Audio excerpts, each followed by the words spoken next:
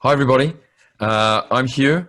This is James, and this is where Bell Shakespeare answers your essay questions. Send us your Mm. question.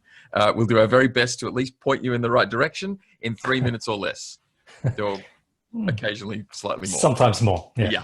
Yeah. All right, Jimmy. Today we've got a question from Alice, and Alice has asked us to address ideas, attitudes, and behaviours associated with masculinity in Macbeth. Mm. Now that's a huge question because, of Yeah. course, this play is full of them. Where do you think we should start?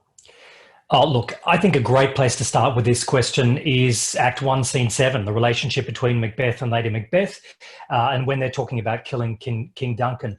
Now, remember that just before this scene, Lady Macbeth has called on the dark spirits to remove her femininity, her remorse, her pity, her kindness, so that she can do what needs to be done, kill Duncan. And in Act 1, Scene 7, Macbeth is the first one to define what a man is and does. And he says, I dare do all that may become a man, who dares do more is none. So what he seems to be saying here is that a man is someone moral, someone who doesn't commit murder just to fulfill their own ambitions, someone who follows the rules of society. And then Lady Macbeth, of course, flips this around on him and says, well, what beast was it then that made you break this enterprise to me? And now this is really interesting. We know that Shakespeare loves his opposites. He loves his antithesis. And often he'll take a concept and bounce it off its opposite, like man and woman. But what he seems to be doing here is taking a central concept like man and bouncing it off multiple opposites. So what is a man as opposed to a woman? What is a man as opposed to a beast? What is a man as opposed to a god or a child or a devil? And so instead of just a simple binary antithesis, he seems to take a central concept, which in this case is man, and then define it in opposition to multiple antithetical concepts.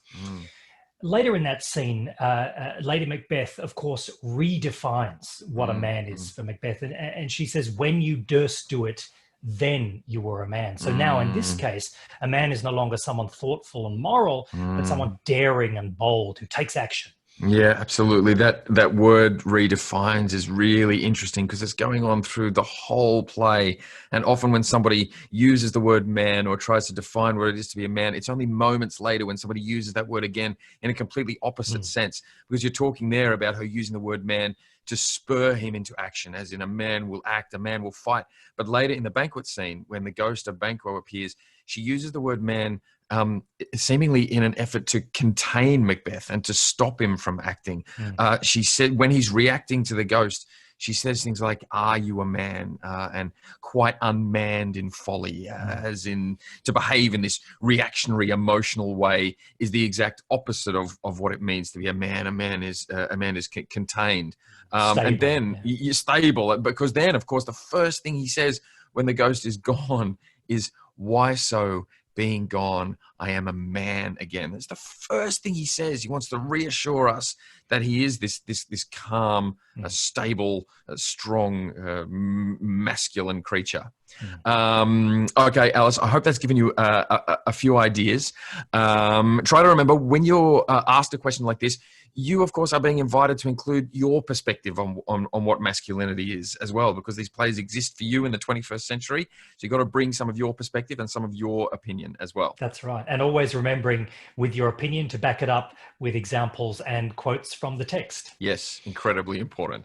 So if anybody has a question that you'd like us to have a go at, please send it in. You can put it in the comments down below, or you can email learning@bellshakespeare.com.au, and we'll do our very best to point you in the right direction. Okay, thanks, Jimmy. See you later. Thanks, everybody. See you, mate.